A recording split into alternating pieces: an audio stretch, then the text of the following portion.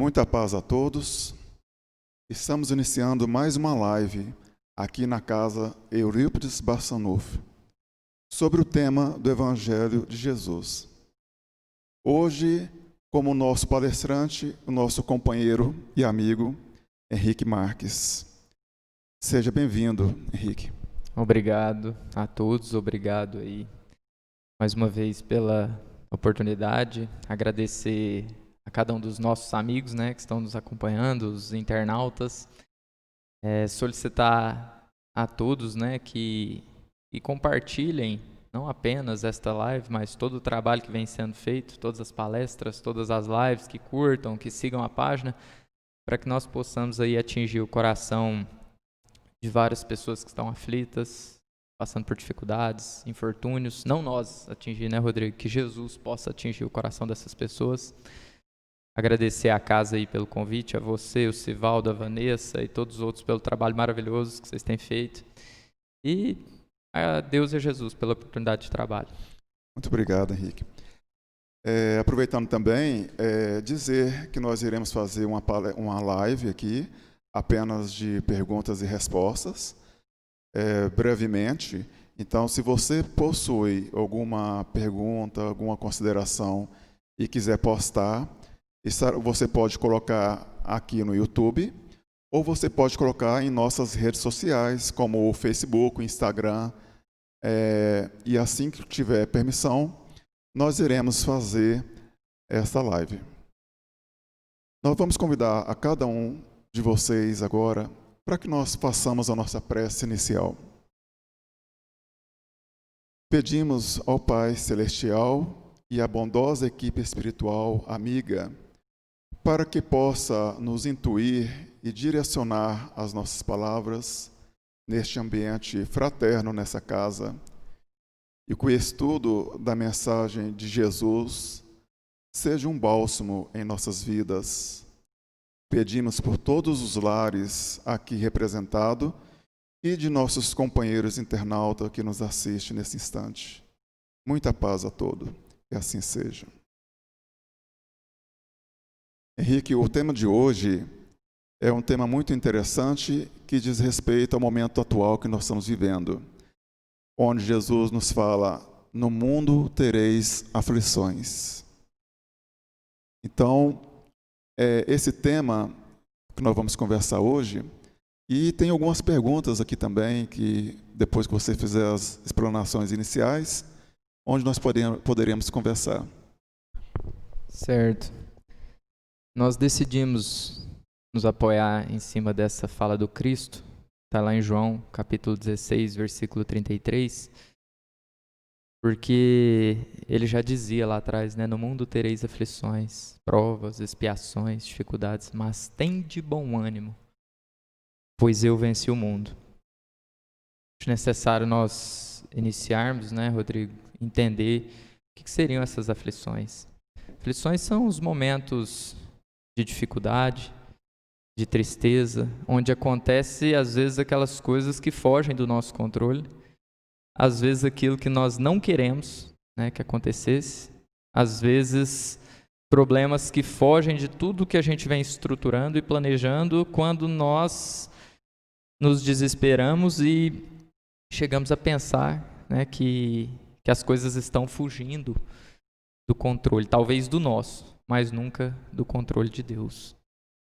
Eu gosto muito de mencionar que existe o lado bom da tristeza, a parte boa das dificuldades, o lado bom do sofrimento. Porque esses processos de tristeza que nós passamos, os momentos de tristeza, eles são fundamentais para a nossa existência, porque apenas nesses momentos tristes nós fazemos reflexões que vão nos levar no nosso autoconhecimento. A Joana de Ângeles, durante a sua obra psicológica, ela comenta muito sobre isso, falando da outra face da tristeza, da beleza da tristeza, dizendo que quando nós estamos passando por provas, expiações, dificuldades, sofrimentos, e a tristeza chega na nossa vida, ela baixa a nossa energia. E quando baixa a nossa energia, nós temos vontade de quê? De nada, de ficar quietinhos, sozinhos. Isso é um mecanismo de defesa, porque naquele momento não é para ter vontade de fazer outra coisa a não ser refletir.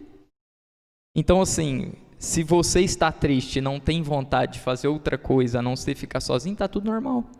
É um mecanismo de defesa da tristeza para que naquele momento nós possamos voltar o nosso olhar para o nosso coração, para a nossa intimidade e parar de notar os defeitos dos outros. Porque todas as vezes que nós estamos passando por determinadas provas, expiações, dificuldades, sofrimentos, que nós ficamos nos colocando como vítimas, coitadinhos, injustiçados, colocamos outros de fora como culpados dos nossos sofrimentos, nós perdemos tanto tempo em reparar nos defeitos dos outros que nós perdemos a oportunidade única de reparar nos nossos defeitos.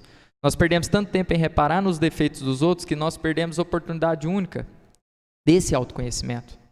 O sofrimento só vem por um motivo para a nossa vida, para nós olharmos para nós mesmos e pensarmos: o que eu estou fazendo de errado? Onde que eu errei? O que eu posso melhorar?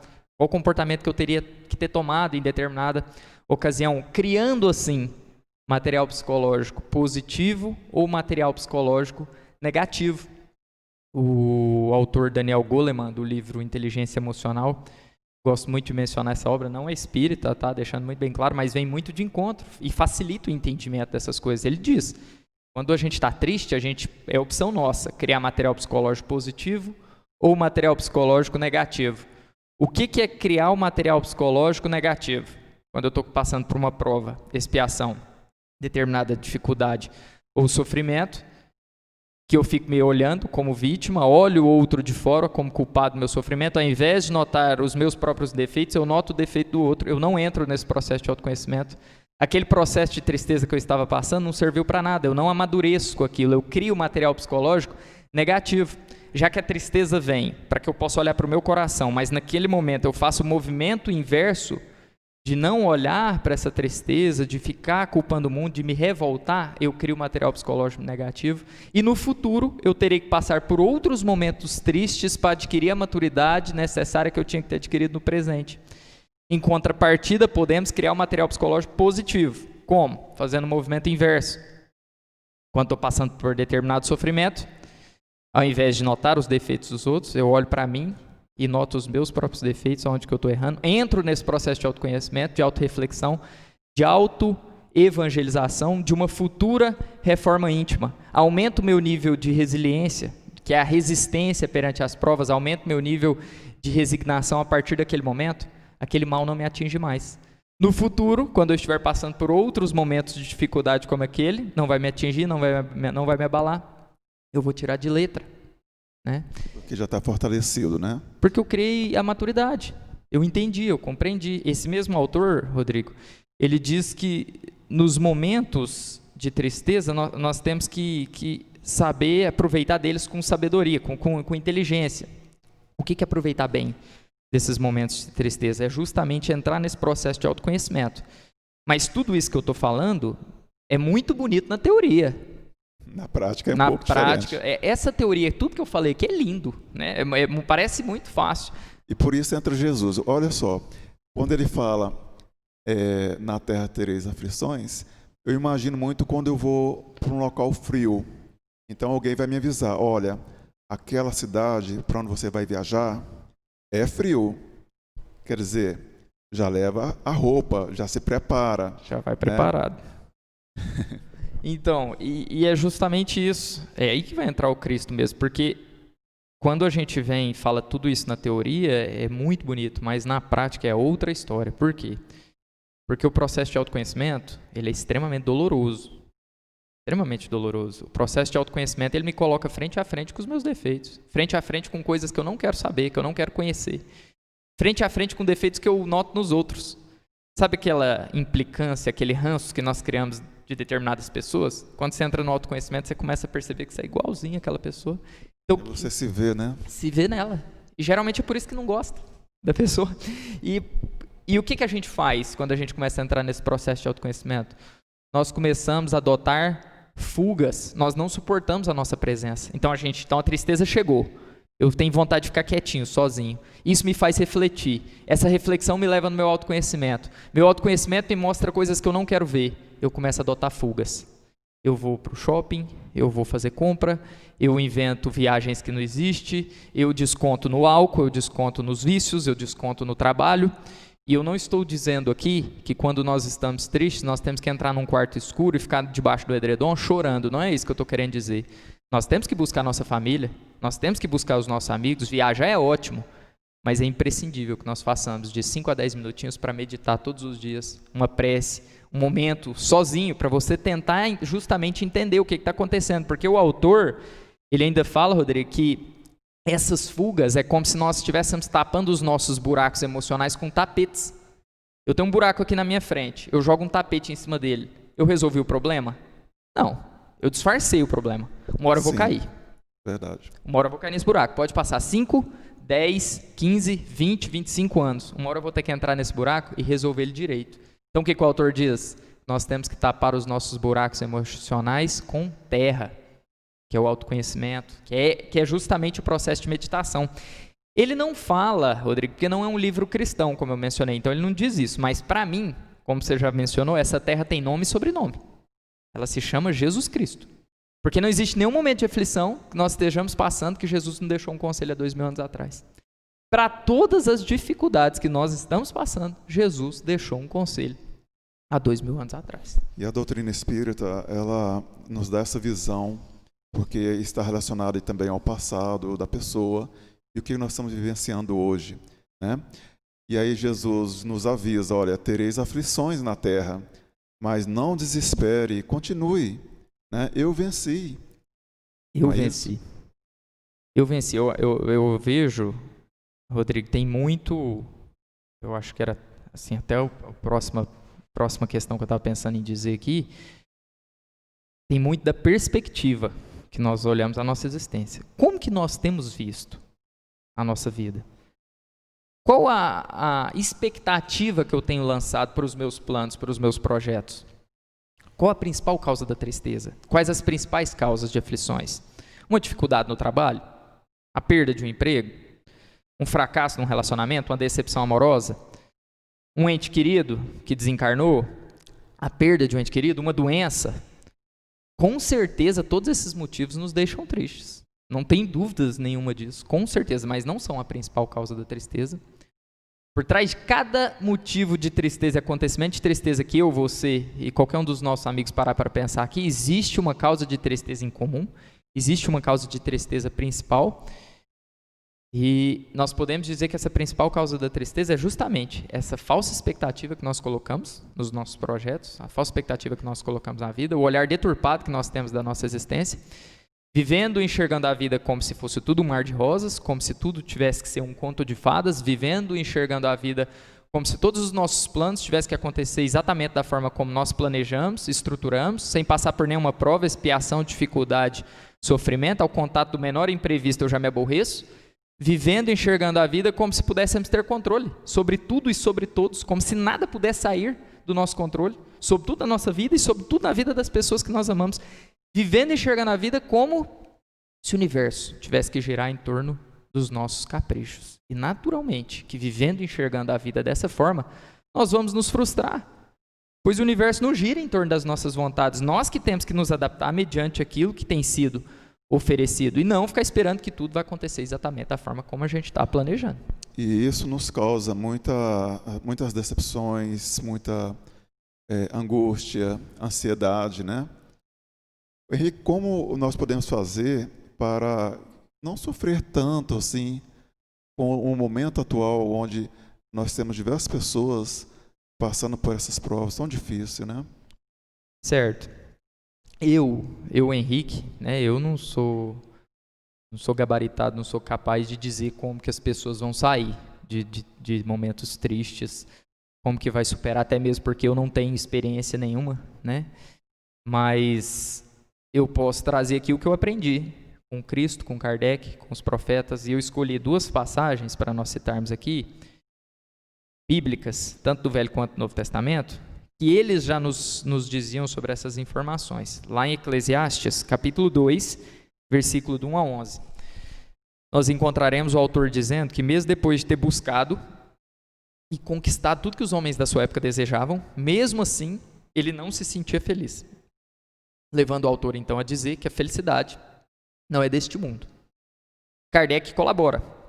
Lembrando que Eclesiastes é um livro do Velho Testamento, antes do Cristo ainda. Eu já tinha percebido isso, que já estava no mundo de provas e expiações, enfim. Kardec diz a mesma coisa, reforça essa ideia no Evangelho segundo o Espiritismo, no capítulo 5, Bem-aventurados os aflitos, quando ele diz que no mundo, né, nós teríamos aflições e que a felicidade não é deste mundo. Quando esses autores nos trouxeram essas ideias, tanto do Eclesiastes quanto Kardec, será que eles estavam querendo dizer que nós não podemos buscar a felicidade na Terra? Será que eles estavam querendo tirar o nosso direito de lutar pela felicidade? Com certeza não é essa conclusão a ser tirada. O que eles estavam tentando nos mostrar aqui é que nós podemos e devemos ser felizes. Podemos e devemos lutar pela felicidade todos os dias, mas estando conscientes que do dia que nós nascemos até o dia que nós desencarnarmos, estaremos passando por provas, expiações, dificuldades, sofrimentos. Estamos no mundo disso, de provas, expiações. Aqui na Terra é para matar um leão por dia mesmo. É difícil. As provas, expiações, dificuldades, sofrimentos, elas fazem parte, elas são inerentes à nossa sobrevivência. A vida aqui, né, não é feita sem esforço, não existe evolução sem dificuldade, sem sofrimento. Nós só sabemos escalar montanhas, pois as montanhas existem. Se essas montanhas não existissem, estaríamos andando apenas em linha reta. Aí vem o conselho de Jesus, porque ele reforça essa ideia, Rodrigo, alguns séculos depois. Quando em João, capítulo 16, versículo 33, ele fala, no mundo tereis aflições. Jesus, há 2000 anos atrás, avisando para as pessoas, olha gente, vocês vão passar por dificuldade. Jesus não falou que a vida aqui seria um mar de rosas, seria um conto de fadas. Ele não falou que a vida seria feita só de momentos felizes, só de momentos alegres. Pelo contrário, ele falou, no mundo tereis aflições. É para ser assim. Faz parte da nossa existência. A vida aqui não é feita só de momentos felizes. E nós estamos avisados isso já há 2000 anos atrás. Seria como se fosse uma escola, né? Onde nós vamos fazer os testes, as provas. E isso também, na nossa época de infância, provocava as aflições. Né? Isso, justamente. E a mãe e o pai, o professor já não avisavam, olha gente, estuda antes, porque a prova vai chegar, essa prova vai estar difícil, a prova de fim de ano é difícil. Jesus já falava, no mundo tereis aflições. Tem 2000 anos que nós estamos avisados. E quando nós estamos passando por aflições, como que nós nos comportamos? Como se fôssemos pegos de surpresa, mas nós não fomos. Ninguém pode alegar ignorância, eu não sabia que eu ia passar por determinada dificuldade. A gente vê as pessoas dizendo, nós mesmos dizemos, e eu digo isso, nossa, eu nunca imaginei que passaria por isso. Como não? Jesus avisou o Covid. O Covid chegou, a pandemia se alastrou pelo mundo.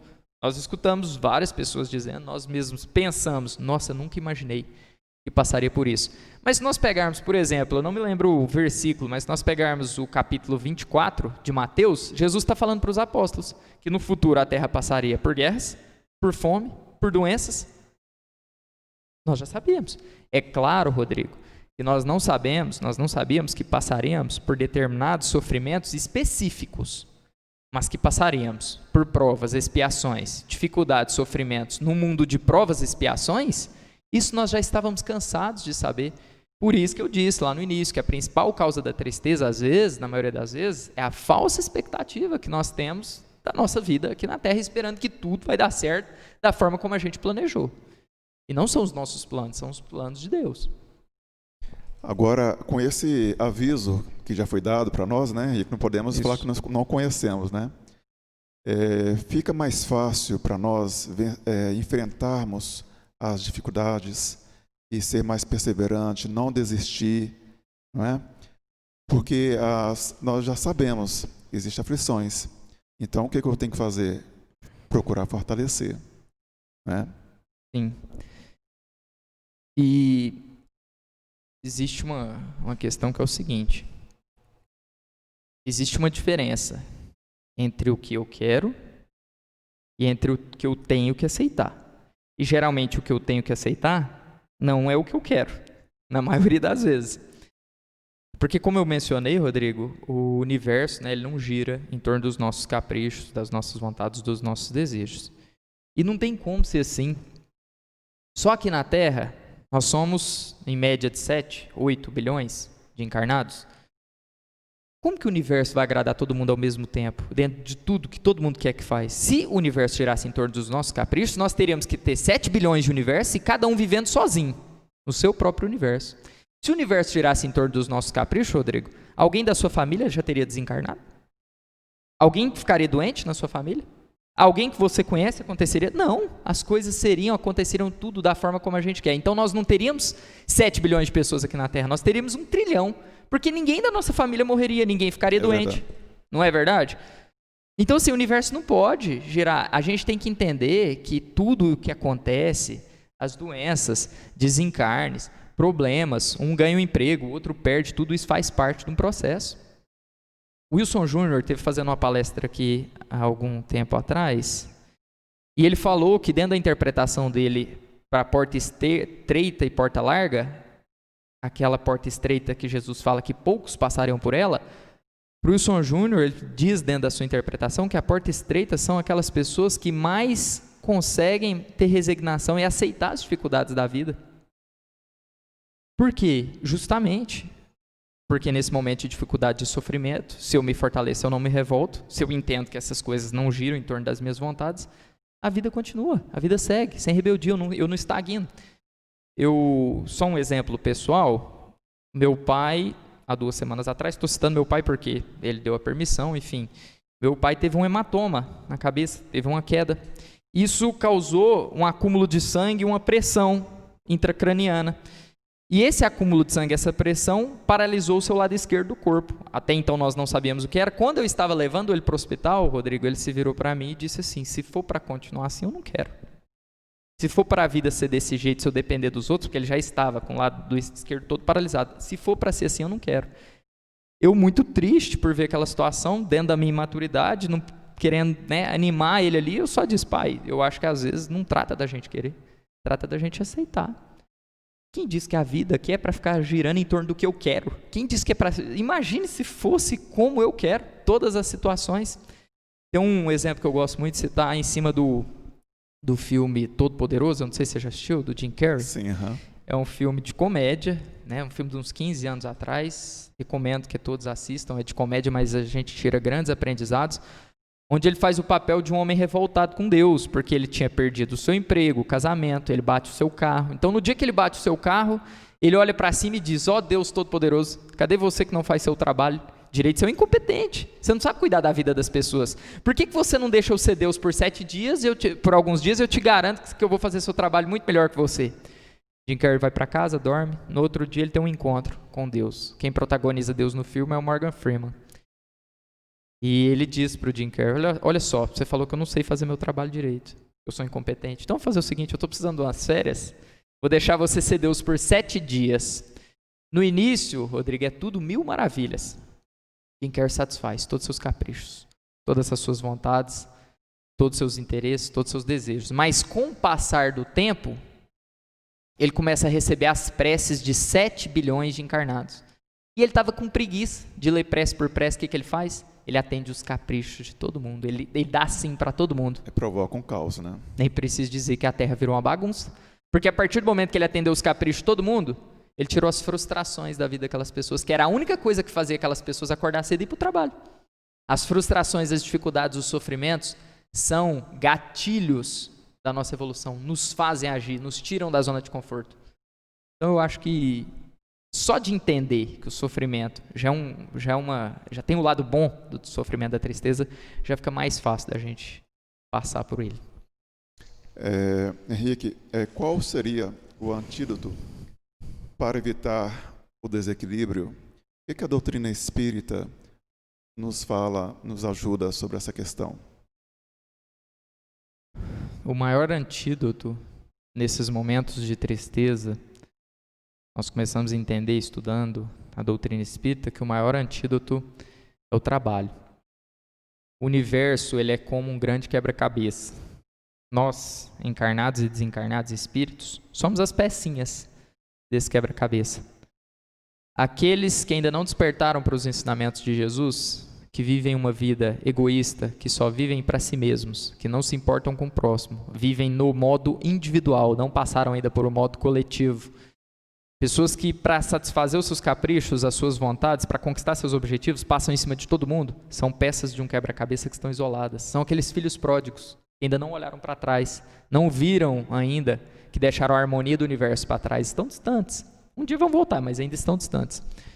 Já aqueles outros que despertaram para os ensinamentos do Cristo, Ponto importante. Independente de serem cristãos ou não, porque o fato de eu me dizer cristão não me torna cristão, a única coisa que nos torna cristãos é a prática do amor e da caridade em todos os lugares que nós convivemos.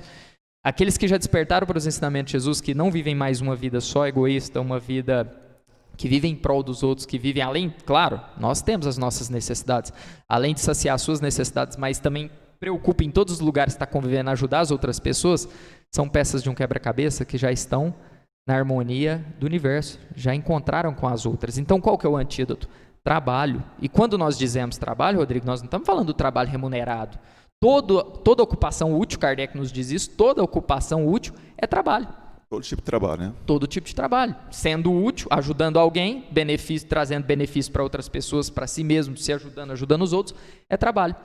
E quem dá um grande conselho, gosto sempre de lembrar dessa parte, para João Marcos, lá no livro Paulo Estevão, é Paulo de Tarso. Paulo Estevão é obra de Emmanuel, pela psicografia do Chico.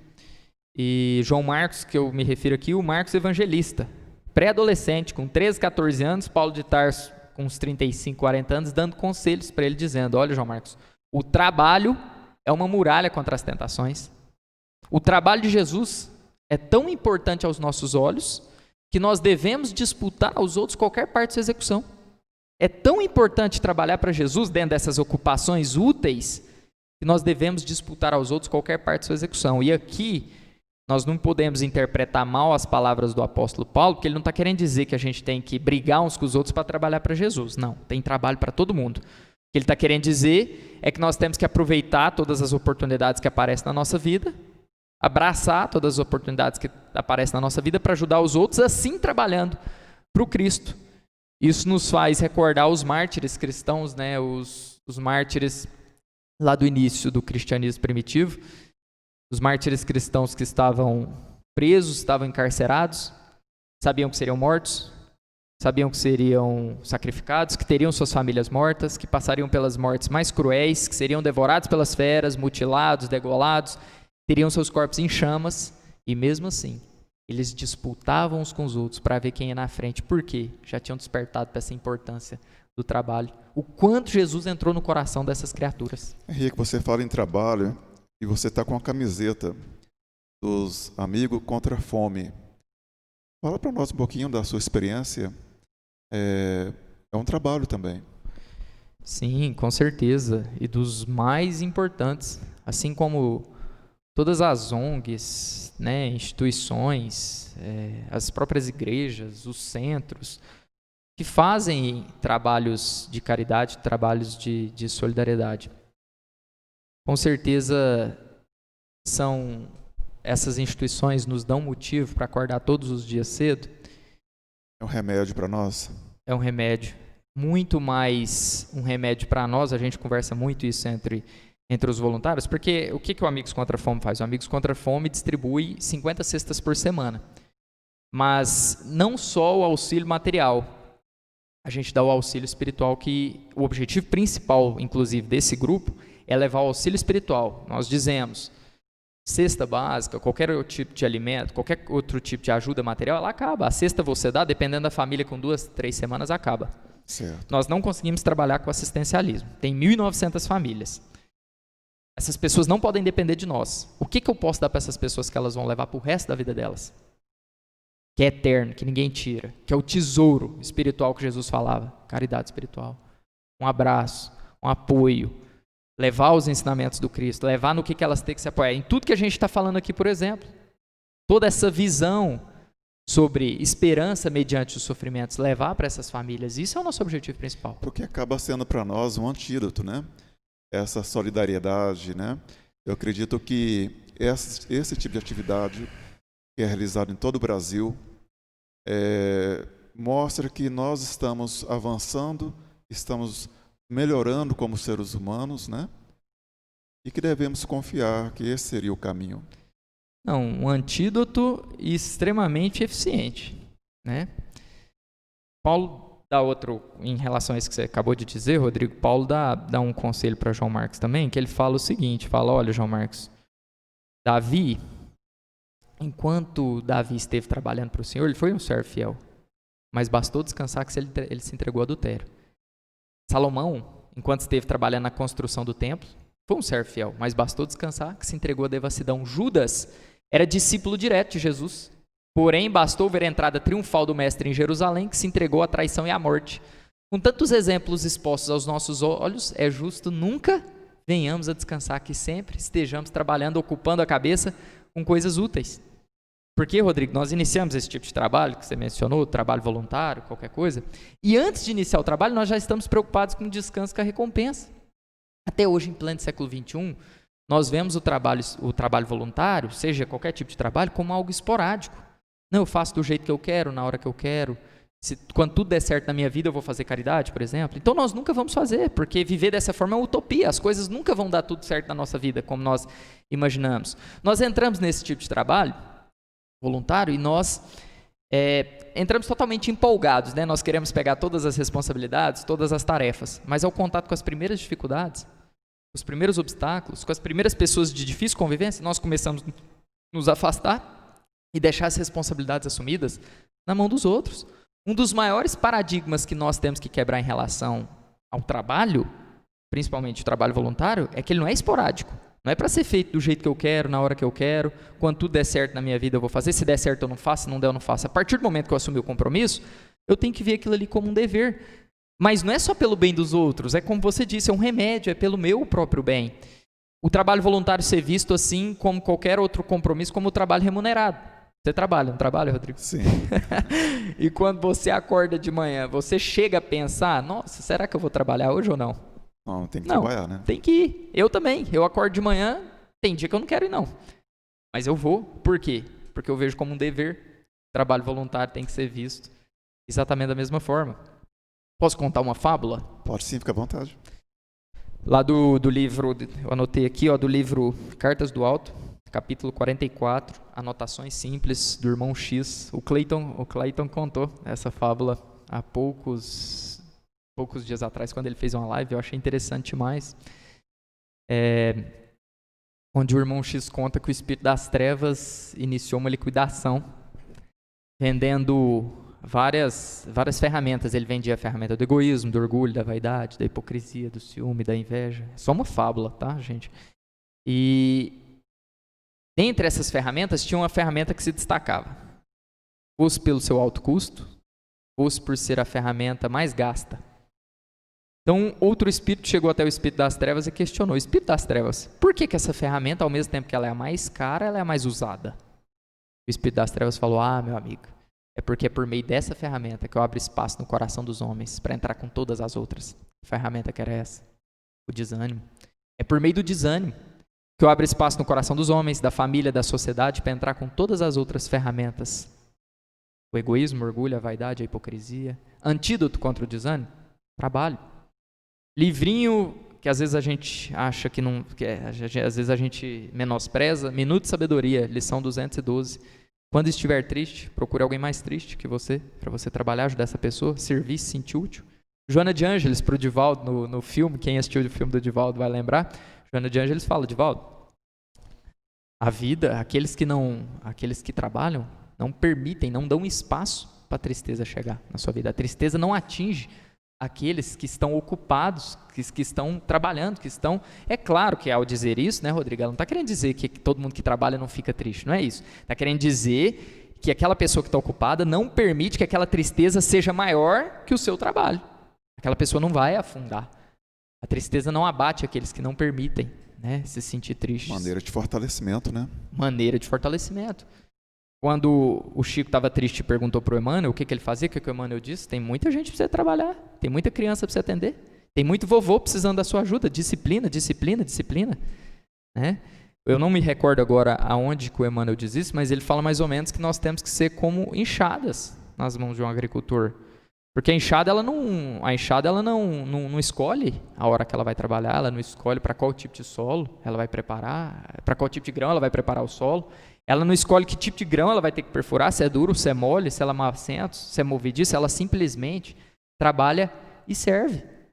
Então sejamos como enxadas nas mãos do Cristo, né? Independente do trabalho que Ele colocou para a gente fazer, que nós possamos fazer aí com amor. Henrique, nós estamos partindo para as considerações finais. Desde já te agradecemos esse assunto poderíamos estender Nossa, muito mais. muita coisa. É maravilhoso. O nosso obrigado. Certinho. Para as considerações finais, eu posso contar uma historinha pequenininha? Pode sim. Certo. É porque a gente começou a falar de tristezas, aí nós falamos de aflições, né, das dificuldades, e depois nós partimos para o antídoto. E dentro desse antídoto que é o trabalho, a gente tentar entender também qual que é o caráter desse trabalho, né?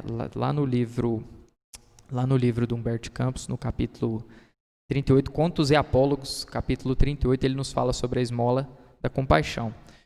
Nos contando, Rodrigo, que a Casa do Caminho funcionava normalmente após a passagem de Jesus pela terra. A Casa do Caminho, que é a primeira igreja cristã fundada pelos apóstolos, Simão Pedro, João Evangelista, Tiago Menor e Filipe. E os apóstolos atendiam todo tipo de infortunados.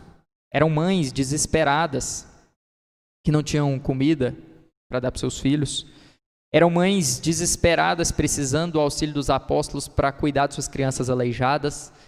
Eram paralíticos que tinham sido abandonados pela sua própria família. Eram idosos que tinham sido abandonados pelos seus próprios filhos. Eram leprosos que tinham sido abandonados pela sociedade. Eram órfãos e órfãs, passando fome na rua, todos buscando refúgio. Olha que responsabilidade. Todos buscando refúgio nos braços dos apóstolos. O quanto esses homens trabalhavam. E eles atendiam todos prestimosos. Mas um dia, Humberto Campos vai nos dizer, fosse pelo cansaço, fosse pela fadiga, encontraremos Simão Pedro mal-humorado, irritado e sem paciência. Ele começou a estabelecer juízo de valores, começou a julgar os outros, sem indulgência nenhuma, começou a reparar nos defeitos das pessoas dentro do trabalho. E dizia para Roboão, seu discípulo, tá vendo, Roboão? Tá vendo, Zenon? Desculpa, seu discípulo Zenon. Tá vendo, Zenon? Aquele ali é Roboão. Ele espancou sua mãe. É justo que ele sofra. É justo que ele padeça. Está vendo, Zenon, aquela mulher se arrastando? Até hoje escuto suas gargalhadas de quando batia nos seus escravos. É justo que ela sofra. Ela tem que sofrer mesmo. Está vendo, Zenon? Aquele velho paralítico? Ele era corrupto. Quero mais que ele sofra. Tem que sofrer. E assim ele foi estabelecendo juízo de valores, notando os defeitos dos outros, sem indulgência nenhuma, né? Notando, reparando os defeitos das outras pessoas. A Casa do Caminho fechou, o expediente acabou, as pessoas foram embora. Simão Pedro ficou ali sozinho ainda, limpando o recinto, limpando o salão, quando entrou um andarilho. Simão Pedro estava tão mergulhado na sua falta de paciência, na sua irritação, que ele não percebeu a entrada daquele andarilho, que entrava de mansinho, devagarinho. Tocou nos seus ombros, ele olhou para trás e disse: "O que queres? Não vês que estou ocupado? Avia-te depressa, eu tenho mais coisa para fazer." Mas quando ele olhou nas mãos daquele andarilho, ele percebeu que suas mãos estavam sanguinolentas, que nos seus pés tinha a marca de 2 cravos, e ao olhar no rosto daquele andarilho, ele percebeu que se tratava do olhar compassivo do Mestre Jesus. Simão Pedro caiu de joelhos, chorando, e disse: "Mestres, o que queres do teu servo?" Jesus, acariciando seus cabelos, vira para Simão Pedro e diz: "Simão, não estamos aqui para estabelecer juízo de valores. Não estamos aqui para julgar os outros. Não fomos chamados para cuidar apenas das almas puras, das almas belas, das almas inteligentes. Muito pelo contrário. Fomos chamados para cuidar dos doentes, dos aflitos, dos corruptos, dos que mais precisam da nossa ajuda. Quando não puderes ajudar, quando estiveres cansado, fadigado e não puderes ajudar, auxilia com a caridade e o silêncio. Não negues para os meus filhos da esperança a esmola da compaixão." Jesus foi embora, devagarzinho. Simão Pedro ainda ficou meditando e pensando. 3 lições para nós tirarmos aqui. Primeira lição: Jesus foi muito educado, né, para dizer: se não for para ajudar, não atrapalha. Muito mesmo. Se não for para ajudar, fica calado. Segunda lição: pouco importa que tipo de trabalho a gente está envolvido, pouco importa quantas famílias ajudamos, pouco importa que ONG que a gente participa, a única coisa que importa é o amor, o sentimento e a intenção por trás daquele trabalho. E terceiro lugar, se for para trabalhar para o Cristo e para nós mesmos, se for para a gente sair do momento de tristeza trabalhando para Jesus, que seja bem feito. E trabalhar para Jesus tem que ter muita alegria também, né? Rigo, nós te agradecemos e queremos falar para os nossos internautas que existe um link na nossa página do YouTube agora, que é de um livro do Chico Xavier, um livro chamado Coragem. Então, é um audiolivro, na verdade, né? É muito interessante. Fica aí para vocês esse audiolivro, Coragem. Bem pertinente para o momento, né? Muito pertinente. Nós vamos, então, estar encerrando. Agradecemos mais uma vez a companhia de vocês. Pedimos para que sinalize as nossas inscrições, clique no sininho para receber informação das palestras e que possamos, mais uma vez, agradecer a Deus, elevando o nosso pensamento e pedindo a Jesus, a Deus nosso Pai, que nos ilumine, nos trazendo sabedoria, a coragem para continuar a nossa jornada firmes, com bons propósitos. Muito obrigado, Senhor, e que abençoe toda a nossa humanidade. Que assim seja.